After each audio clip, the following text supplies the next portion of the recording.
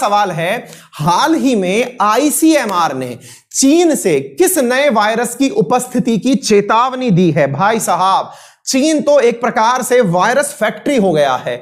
जब देखो ये सारे वायरस जो दिखाई दे रहे हैं, ये सारे यहीं से निकले हुए हैं। हाल ही में एक नए वायरस का पता चला है जिसका नाम है Cat Que.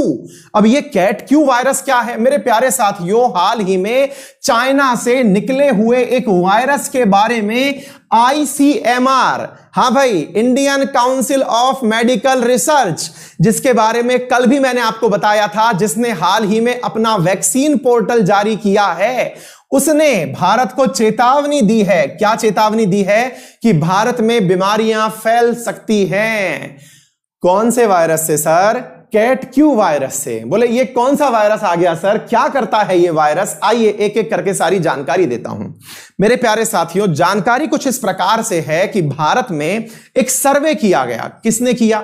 National virology institute, जो कि वर्तमान में पुणे के अंदर स्थित है, उसके द्वारा मेरे प्यारे साथियों आप लोगों के लिए एक सर्वे किया गया। नेशनल इंस्टीट्यूट ऑफ वायरोलॉजी के नाम से जिसे जाना जाता है, उसने आप लोगों के लिए एक सर्वे किया। उस सर्वे में क्या कहा? नेशनल इंस्टीट्यूट ऑफ वायरोलॉजी जो पुणे में है, उसने एक सर्वे किया।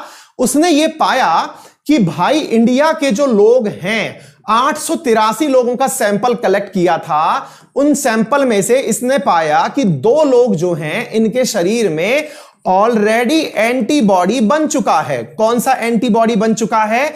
इम्यूनोग्लोबिन जी, IgG नामक एक एंटीबॉडी बन चुका है। यह एंटीबॉडी क्यों बना? तो चेक किया कि यह एंटीबॉडी और किसी बीमारी के लिए नहीं, अपितु चाइना में पाए जाने वाले एक वायरस कैट क्यू के कारण बना है। अब आप पूछेंगे यह वायरस आता कैसे है? भाई यह वायरस आता है मच्छर से, यानी कि यह मच्छर से जनित वायरस है। मच्छर से यह आता है। सर मच्छर तो इसका वाहक हुआ, यह तो वेक्टर हुआ। यह किसके शरीर में पाया जाता है? हमने कहा भाई यह सूअर के शरीर में पाया जाता है। तो सूअर से मच्छर में गया, मच्छर से इंसानों में आया। एक प्रकार की जीनोटिक डिजीज के रूप में यह चीज परिलक्षित हुई।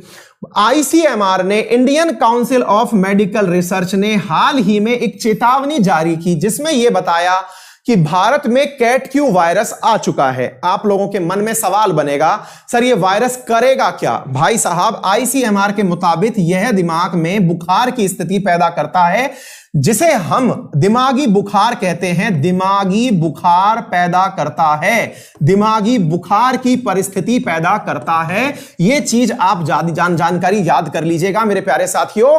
ऐसा कहा है आईसीएमआर ने। उम्मीद है आप लोगों को यह बात अच्छे से समझ में आ गई होगी मेरे प्यारे साथियों। हां, इसे मेरे प्यारे साथियों इंसेफेलाइटिस के नाम से भी जानते हैं, दिमागी बुखार को। एक और अतिरिक्त बात मैं आपको बताता हूं। एक इंपॉर्टेंट बात यह बनती है कि बोले सर मुझे यह बताओ, चीन के द्वारा आए हुए वायरस बड़ी चर्चा में हैं। अभी तक कितने वायरस आ गए? मैंने कहा जिसके चक्कर में आप घर में दुब के बैठे हो, वो जो कोविड-19 जो बीमारी आप देख रहे हो, ये असल में आई किसके कारण? कोरोना वायरस चाइना से आया। और कौन सा आया? आपको याद हो मेरे प्यारे साथियों, मार्च में मैंने आपको एक वायरस और पढ़ाया था जिसका नाम था हंता वायरस। अगर आपने सुना हो, वायरस की जननी हो गया है। ऐसा लग रहा है कि यहां पर बीमारियां जो हैं वो जबरदस्त तरीके से फैल रही हैं। अगस्त में मैंने आपको एक और वायरस पढ़ाया जो कि टिक से पैदा होता था, टिक बॉर्न वायरस था। मैंने आप लोगों को पढ़ाया था टिक वायरस, जिसे आप नाम दे सकते हैं। इसका नाम था SFTS वायरस। यह भी वायरस मेरे प्यारे साथियों यहां से चाइना से निकल करके आया। इतने सारे वायरस मेरे प्यारे साथियों वर्तमान दिनों में कहां से आ रहे हैं? चाइना से आ रहे हैं। तो अब आपको यह देखना होगा कि आप कितने सतर्क और संजीदा तरीके से इन सब चीजों से निपट सकते हैं। उम्मीद है मेरे सभी मित्रों को यह बात अच्छे से समझ में आ गई होगी। यह बीमारी क्या है, कैसे फैलती है, इसका प्रभाव क्या होता है। बस इतनी ही इंफॉर्मेशन पर्याप्त